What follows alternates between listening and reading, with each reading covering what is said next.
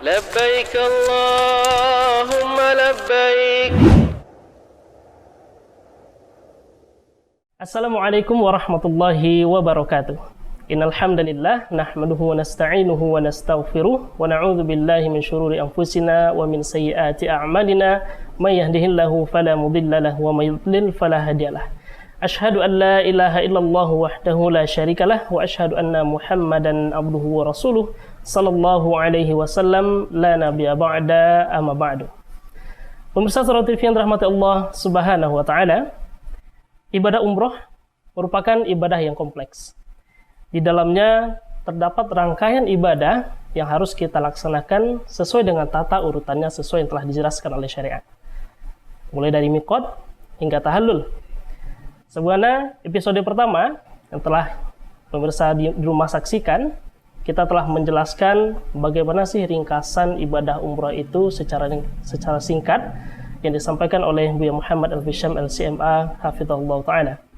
Dan pada kesempatan kali ini kita akan membahas salah satu dari rangkaian ibadah umrah yang merupakan ibadah pertama yang kita laksanakan dalam rangkaian ibadah umrah. Apa itu? Yakni miqat. Insyaallah pada kesempatan kali ini kita akan berbincang santai bersama guru kita, yakni Al-Ustaz Abdurrahman Ad-Difi LC Hafizahullah Ta'ala. Assalamualaikum Ustaz. Waalaikumsalam warahmatullahi wabarakatuh. Mana kabar Ustaz? Sehat Ustaz? Alhamdulillah sehat. Habib sehat ya? Alhamdulillah sehat. Barakallahu fikum. Barakallahu fikum Ustaz. Ustaz, Ya, berbicara tentang ibadah umrah ya Ustaz ya. Memang kita ketahui bahwa dalam ibadah umrah itu kita harus melaksanakan ibadah itu secara berurutan ya Ustaz ya. Benar. Nah, dan salah satu ibadah awal-awal yang kita laksanakan yakni miqat nih Ustaz. Benar. Nah, mungkin pemirsa dimanapun berada masih belum tahu ya Ustaz ya, atau sebagian belum mengetahui apa itu miqat dan penjelasannya Ustaz. Baik. Nah, untuk yang pertama nih Ustaz, Anda ingin menanyakan kepada Ustaz, miqat itu sebenarnya artinya apa Ustaz? Nah Ustaz, pengertian dari miqat Ustaz. Baik, Masya Allah. Barakallahu fikum. Alhamdulillah. Alhamdulillahi wassalatu wassalamu ala nabiyyina Muhammad wa ala alihi wa ashabihi ajma'in, amma ba'du. Para pemirsa Surah TV dimanapun berada, dan terkhusus kepada host kita Habibur Rahman Hafizahullah, terkait dengan apa yang ditanyakan tadi tentang apa itu miqat. Secara bahasa, miqat itu artinya adalah waktu, sedangkan secara istilah miqat itu artinya adalah waktu dan tempat di mana seseorang memulai untuk ihram haji atau umrah. Dan miqat ini sangat penting karena ia merupakan bagian dari rangkaian ibadah haji yang harus dilalui oleh seseorang, dan juga rangkaian ibadah umrah yang harus dilalui oleh seseorang. Kita tahu bahwasanya rukun umrah itu, kalau kita bicara rukun umrah, itu ada 3, ada ihram, ada tawaf, dan sa'i. Nah, seseorang wajib berihram di miqatnya. Tergantung dari mana dia datang. Maka seseorang tidak boleh ihram bukan dari miqatnya. Nah, Ustaz. Ini yang harus kita ketahui. Nah, Masya Allah. Terkait dengan miqat ini, Ustaz, di mana saja sih Ustaz tempat-tempat miqat untuk jemaah haji ataupun umrah itu, Ustaz? Ya, baik. Berdasarkan hadis-hadis dari Nabi Muhammad sallallahu alaihi wasallam, yang pertama ada hadis dari Ibnu Abbas radhiyallahu anhuma, bahwa Ibnu Abbas berkata radhiyallahu anhuma, inna nabiyya sallallahu alaihi wasallam waqata li ahli al-madinati Dzul Hulaifah, bahwa Nabi Muhammad sallallahu alaihi wasallam menetapkan bagi penduduk Madinah Dzul Hulaifah untuk tempat bermiqat. Sekarang disebut dengan Bi'ru Ali, atau orang sering menyebut Ibn Ali karena mungkin berat menyebut dengan Hamzah. Kemudian Nabi juga mengatakan wali ahli Syam al-Juhfah, penduduk Syam di al-Juhfah.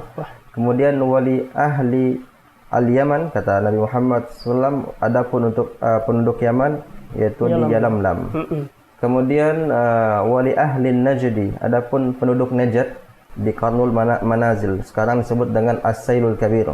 Ini hadis ya Ini hadis dari Nabi kita alaihi salatu wassalam, dari Ibnu Abbas radhiyallahu anhuma. Kemudian Nabi mengatakan, hunna lahunna, setiap mikot itu bagi penduduknya. Waliman ata alaihinna min ghairi ahlihinna, dan bagi orang yang datang dari selain penduduk itu yang melewati jalur tersebut. Jadi siapa saja yang melalui jalur mikot tersebut, maka dia ikut kepada penduduk setempat. Misalnya seperti kita di Indonesia, kita ini melalui jalur Yaman, berarti mikot kita kalau kita langsung ke Makkah, maka mikot kita ada di Yalamlam. Kemudian dalam hadis lain, Aisyah radhiyallahu anha mengatakan bahwa Nabi kita alaihi salatu wasallam menetapkan bahwa penduduk Irak tempatnya di Zatu Irqin, sebuah tempat namanya Zatu Irq. Kemudian di dalam hadis yang lain juga Nabi alaihi salatu wasallam berkata kepada Abdurrahman bin Abu Bakar, merupakan saudara kandung dari Aisyah radhiyallahu anha, kata Nabi kita alaihi salatu wasallam, ukhruj bi ukhtik minal haram ila Tan'im, bawalah saudarimu ini, yaitu Aisyah istri Nabi Muhammad sallallahu alaihi wasallam, dari Al-Haram Makkah, dibawa untuk pergi ihram di daerah Tan'im. Ini kekhususan untuk penduduk kota Makkah yang mau umrah, bukan mau haji. Untuk umrah saja berarti. Sedangkan haji dari tempat atau dari rumah mereka masing-masing bagi penduduk kota Makkah. Masya Allah. Berarti di syariat kita itu telah ditentukan ya Ustaz ya? Iya. Untuk orang mana saja dan tempatnya itu berbeda-beda ya Ustaz? Berbeda-beda. Kalau boleh kita katakan ada 6 mikot. 6 ya Ustaz? Iya. Yang pertama Dzulhulaifah, ini mikot paling jauh. Kemudian Al-Juhfah, kemudian Qarnul Manazil, kemudian Yalamlam, kemudian Zatu Irqin, dan yang keenam adalah At-Tan'im. Nah Ustaz, sebagaimana Ustaz sebutkan tadi nih Ustaz, ketika di tempat mikot tersebut seperti Ahlul Madinah, di Bir Ali Ustaz. Betul. Nah, bagaimana dengan penduduk Indonesia nih Ustaz? Nah, kadang kan kita ada 2 jalur ya Ustaz. Iya benar. Kalau tidak salah ya, dari Madinah dan juga langsung ke Jeddah gitu Ustaz. Untuk mikotnya sendiri bagaimana nih Ustaz? Baik, untuk penduduk Indonesia itu tergantung mereka kemana dulu.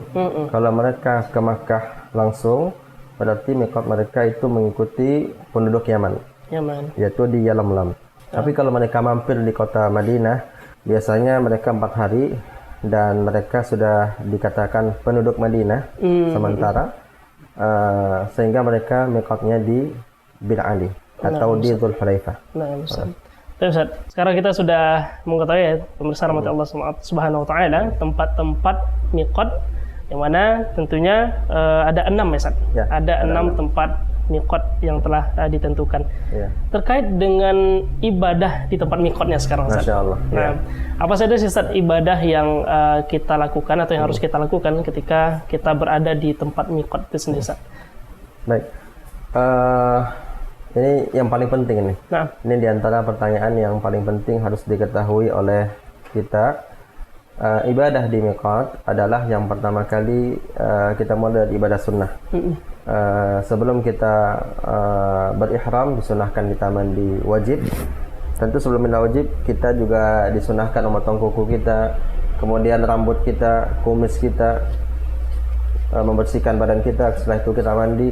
Kemudian juga disunahkan kita untuk memakai parfum.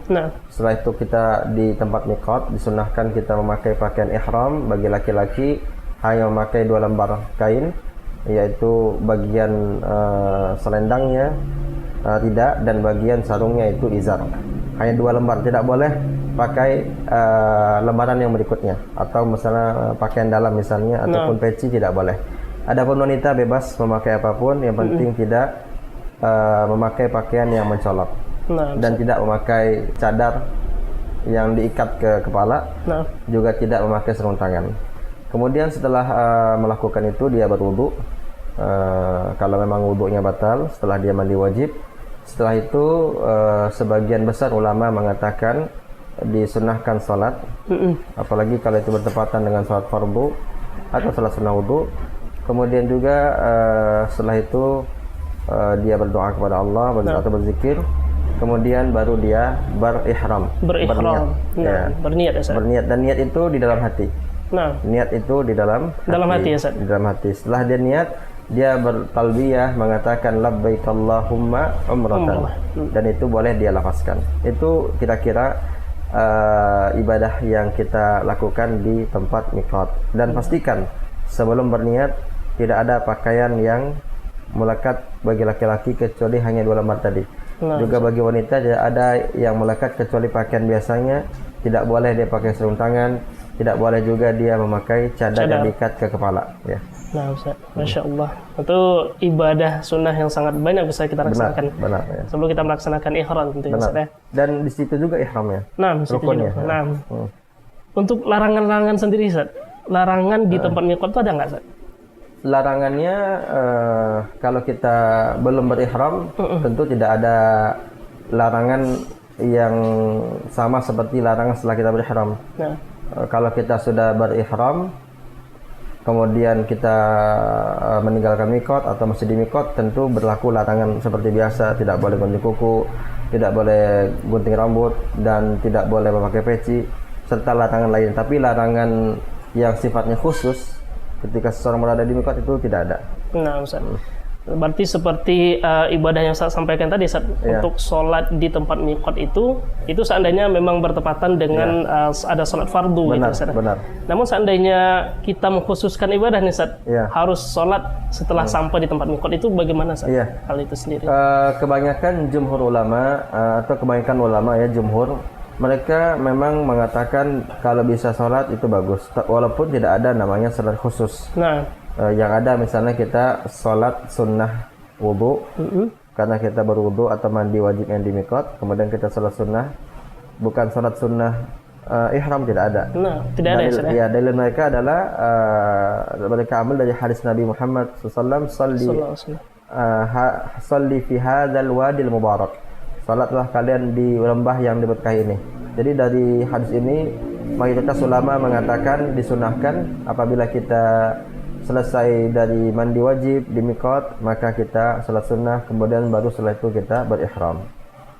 Adapun pendapat yang lebih kuat, kita katakan seperti yang disampaikan oleh banyak para ulama kita, tidak ada salat khusus yang diniatkan untuk ihram. Namun apabila bertepatan dengan salat wajib, tentu kita salat wajib qasar ya, 2 rakaat zuhur misalnya atau asar, atau kalau kita ingin berwudu lagi kemudian kita salat sunnah wudu di miqat, maka ini tidak masalah. Nah, Masya Allah, sangat kompleks ya, Ustaz. Ya, benar. Dalam agama kita mengatur tentang ibadah miqat ini. Dan tentunya setelah kita di miqat ini, kita akan lanjutkan perjalanan kita menuju ke Makkah Mukarramah. Ya, benar. Nah, Ustaz, fadhal diminum dulu, Ustaz. Baik, syukur Habib. Bismillah.